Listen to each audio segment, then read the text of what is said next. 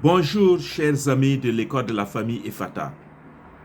Dans cette vidéo, nous allons parler de 4 pièges qui détruisent la connexion émotionnelle des couples immigrants, qu'ils soient africains ou non africains. Tu es en couple, tu as immigré ou ton partenaire vient de notre pays, alors tu sais bel et bien que le véritable défi n'est pas le visa, mais bien souvent, ce qui va commencer après l'obtention de visa, lorsque vous allez immigrer ou émigrer. Voilà, selon le terme. Alors, si vous êtes nouveau sur cette chaîne, je vous invite à vous abonner, à activer la cloche de notification et à rester connecté ici. Car nous allons aborder, une fois de plus, je l'ai dit, 4 pièges qui détruisent la connexion émotionnelle des couples immigrants. Pourquoi je parle de connexion émotionnelle? De quoi s'agit-il? Il y a 2 types de connexion. La connexion émotionnelle et la connexion physique. La plupart des gens connaissent bien la connexion physique. Lorsque je suis à l'intimité physique, dans les relations intimes avec mon conjoint ou ma conjointe, beaucoup de gens s'y retrouvent certainement, vous qui m'écoutez aussi.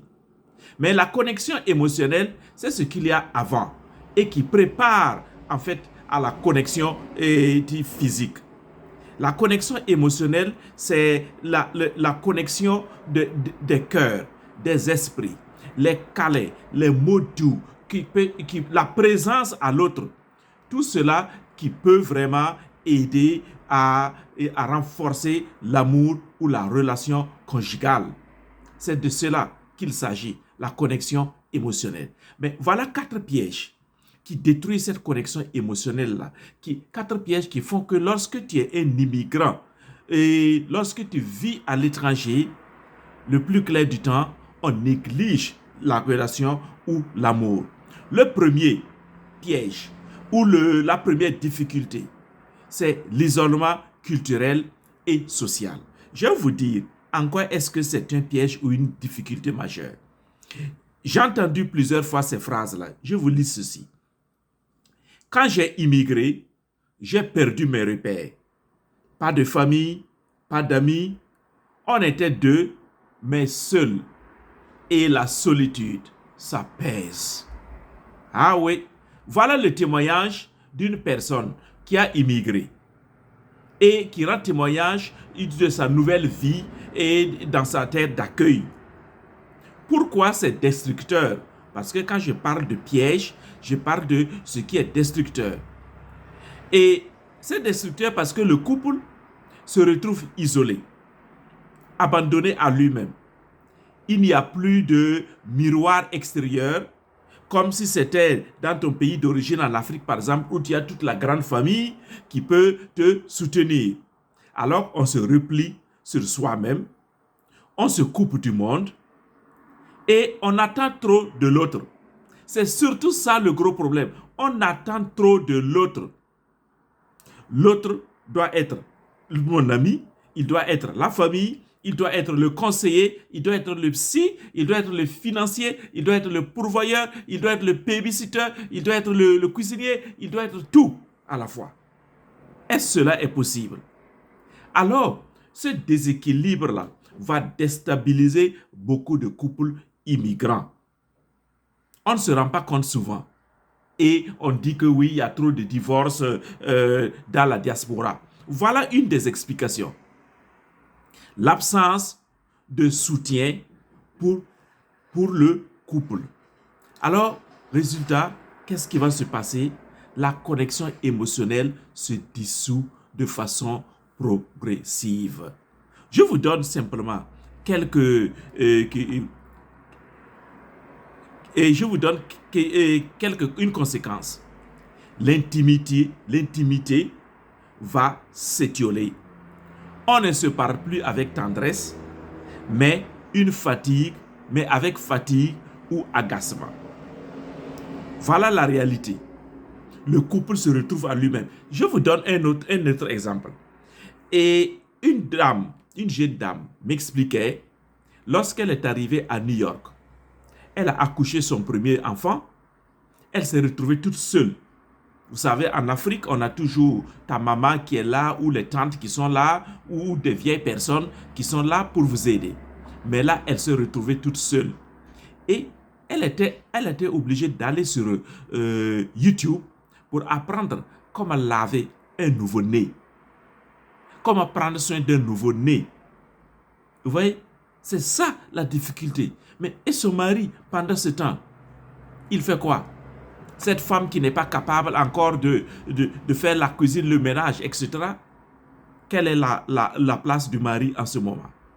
Voici l'isolement qui fait que, mais dans la tête des uns et des autres, on n'est plus soi-même. On est laissé à soi-même, or on n'est pas préparé à cette solitude-là. On n'est pas toujours outillé pour faire face à cette solitude. Et cela va conduire à un deuxième piège. Un deuxième piège dont je vais parler ici est le stress financier et administratif. Entre les papiers, le boulot, les factures, on ne se parlait plus. Ou du moins, quand on se parle, on parle seulement d'obligation. L'amour est mis de côté. C'est le témoignage d'un couple que j'ai rencontré aux États-Unis aussi. On court tellement pour les questions administratives et pour les questions de sous, si bien que on est stressé. On est stressé parce qu'on connaît une certaine instabilité financière, une instabilité économique. Et ce déséquilibre-là fait que on parle seulement que de papier, de boulot, de factures. On oublie même de façon inconsciente, on oublie qu'on est en relation. D'où la sensualité va disparaître. Vous vous imaginez? Je sais que vous qui m'écoutez, si vous êtes dans la diaspora, vous comprenez bien ce que je dis là. Et pourquoi c'est destructeur? C'est tellement destructeur parce que le stress va fermer l'écoute émotionnelle. Comme je l'ai dit tantôt, oui, ce sont les angoisses qui envahissent ta tête. Et donc, les petites attentions à ton épouse, les petites attentions à ton époux, tu ne fais plus, tu n'en prends plus conscience que tu dois être présent même. Dans les discussions, notre papier à l'immigration, notre case à l'immigration, et j'ai postulé pour tel boulot là, et j'attends la réponse. Et qu'est-ce qui va se passer? C'est seulement la connexion physique, parce qu'on continue l'intimité physique, mais les petites attentions, les chouchouchous là, donc la connexion émotionnelle, cela disparaît. Je donne ces pièges-là, ou ces éléments destructeurs-là, pour attirer votre attention, chers amis de l'école de la famille Fata. Alors, avant de continuer au troisième piège, mettez les j'aime et partagez cette vidéo-là à beaucoup de couples dans la diaspora. Vous allez pouvoir aider d'autres personnes pour qu'ils comprennent pourquoi réellement leur couple se disloque. Ce n'est pas du jeu. Le troisième piège, qui n'est pas des moindres, parce que le tout semble se lier. Donc le troisième piège ici, c'est le choc des rôles et des valeurs. Un autre témoignage. On dit avant, elle me laissait tout gérer. Maintenant, elle décide sans moi. Et moi, je mettais, mais ça bouillonne. Ça, c'est un monsieur qui parle. Vous reconnaissez, vous les hommes qui m'écoutez là. Oui, quand on était en Afrique, madame, vu le contexte social et culturel, oui, c'est monsieur qui gère tout dans la maison. C'est lui le chef de famille, le pourvoyeur. Mais on arrive au Canada, aux États-Unis, en Europe, madame aussi se tape de l'argent et elle décide maintenant toute seule. Parfois sans se référer à monsieur. Et monsieur, il devient quoi? Imaginez-vous comment il se sent maintenant. Il est en train de perdre son autorité. Il est en train de perdre son profil d'homme. Ou autre chose. Les rôles traditionnels vont voler en éclats.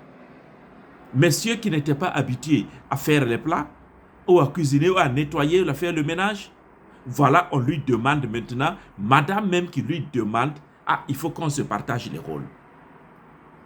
Et là, ça fait un couac, ça fait un choc des rôles et des valeurs. Et monsieur se dit, mais et à quoi est-ce que nous jouons ici actuellement? Cela est destructeur en ce sens que on ne se comprend plus. Et monsieur va dire à madame, mais tu as changé, hein? Et madame aussi va dire à monsieur, mais tu es récalcitrant. Tu ne veux pas suivre, tu ne veux pas changer. Voilà donc reproches interminables. Et les attentes ne sont pas satisfaites, ou même les attentes sont floues. Alors la confiance va diminuer. D'accusation en accusation, la relation prend un coup. Vous comprenez cela? C'est assez simple, comme de l'eau à boire. Et c'est comme ça que, petit à petit, tu ne sens plus cette chaleur humaine, ni cette chaleur amoureuse. Vous vivez à deux, mais c'est comme si tu étais seul. Vous voyez? Et une femme m'a confié ceci. Elle dit ceci. Elle est la seule personne à s'occuper de la cuisine, de la nourriture, du nettoyage, de la lessive, tout dans la maison. Elle fait tout. Et entre-temps, elle a 4 enfants. Et entre-temps, elle était tombée malade. Alors, son seul souci, comment ses enfants vont manger puisque monsieur n'a jamais appris à cuisiner. Monsieur a toujours refusé de cuisiner. Et vous voyez jusqu'où va le choc culturel et le choc des valeurs, le choc des rôles. À partir de ce moment, elle a décidé d'impliquer davantage son mari, et ce qui a amené aussi des palabres, des mésententes, et chaque jour. Et monsieur commence à se plaindre, et donc il y a une certaine distance qui se crée entre eux. Vous voyez, c'est tout cela. Le dernier piège, c'est la nostalgie et la double vie émotionnelle. Oui. Écoutez encore ce témoignage. Il est ici, mais son cœur est resté au pays. Même dans ses yeux, je vois qu'il n'est pas avec moi. C'est le témoignage d'une femme à l'endroit de son mari. Ils vivent ensemble à l'étranger, mais le cœur de son mari est toujours en Afrique. Il est resté en Afrique. Et donc ce monsieur n'arrive pas à intégrer vraiment son nouveau milieu, son nouveau pays d'accueil. Chaque fois, il se dit, ah, si ça là c'était en Afrique, si ça là c'était dans mon pays, j'allais savoir comment m'y prendre. Oui, et la nouvelle langue, l'anglais par exemple que je dois apprendre, je ne me sens pas à l'aise. Ah, si ça là c'était en français, si ça là c'était dans ma langue maternelle, j'allais leur montrer de quel bois je m'échauffe. Et donc, un monsieur qui est là physiquement, présent physiquement, mais absent par son cœur, absent par son esprit, absent par son âme, puisqu'il vit dans le passé. On idéalise le passé. Il y a une absence mentale et affective. Et l'autre, quand tu te présentes comme ça, en fait, tu te sens invisible. Tu te rends plutôt invisible, puisque madame ne te voit pas. Elle te voit physiquement, ça s'arrête là. Alors, quand tu n'as pas tout ton être dans le lieu, dans ton couple, qu'est-ce qui se passe? La connexion émotionnelle ne peut pas marcher. Tu ne peux pas te donner comme il faut. Même les rapports sexuels, vous allez le faire coucouda, de façon mécanique, mais tu n'y es pas. Ton esprit est en Afrique. Alors, c'est vraiment destructeur parce que l'un des deux vit dans le passé et l'autre vit dans le présent et le futur. Alors, celui qui vit dans le passé n'est plus émotionnellement disponible, n'est plus mentalement ou spirituellement disponible. Alors, l'autre qui est là n'est plus sa priorité, mais c'est le passé, son Afrique qui est sa priorité. Et le pire même, le comble même, il y a des gens qui pensent toujours à leurs ex. Vous voyez? Alors, chers amis, La conséquence de tout cela, c'est quoi? C'est la dislocation de votre couple. Ou si vous ne divorcez pas, vous continuez de vivre pour telle ou telle raison, de vivre ensemble, je veux dire, mais en réalité, vous n'êtes pas épanoui, vous n'êtes pas heureux. La vie de couple même est un poids pour vous. Or, vous êtes à l'étranger. Que faites-vous? C'est peut-être aussi l'infidélité, où on se chamaille tout le temps à la maison. On n'a plus envie de voir sa femme ou vice-versa. Alors, ces pièges-là, ces éléments destructeurs que je viens d'évoquer là, et ils sont silencieux. Mais sache que vous n'êtes pas les seuls à les vivre. Beaucoup de gens vivent la même réalité. C'est pourquoi, lorsque je me suis formé et avec l'outil Prepare Enrich, j'ai appris à aider les gens à évaluer leurs relations et à trouver leurs forces sur lesquelles ils vont bâtir désormais leurs relations dans leur pays d'accueil. C'est tout. Oui. Et cela va vous permettre de vous reconnecter. On se reconnecte à partir de ses forces, mais pas à partir de ses problèmes ou de ses lacunes ou de ses faiblesses. Alors, si tu veux faire le point de ta relation, toi aussi, si tu veux évaluer ta relation, savoir où est-ce que tu en es et quelles sont tes forces, et comment vas-tu développer tes compétences relationnelles afin de sauver davantage ton couple, cette vidéo est pour toi et cette chaîne de l'école de la famille aussi est pour toi et tu peux me contacter. Et je vais t'administrer cet outil de Prepare Enrich et tu vas découvrir réellement les dangers qui planent sur votre relation et surtout le roc sur lequel vous allez bâtir désormais, c'est-à-dire vos forces, vos différentes forces. Alors je m'arrête là aujourd'hui et je vous demande enfin de partager cette vidéo pour y éduquer d'autres personnes, pour sauver d'autres couples, pour interpeller d'autres couples, qu'ils fassent attention à ces 4 pièges qui ne sont pas des moindres. Et je vous souhaite une bonne journée.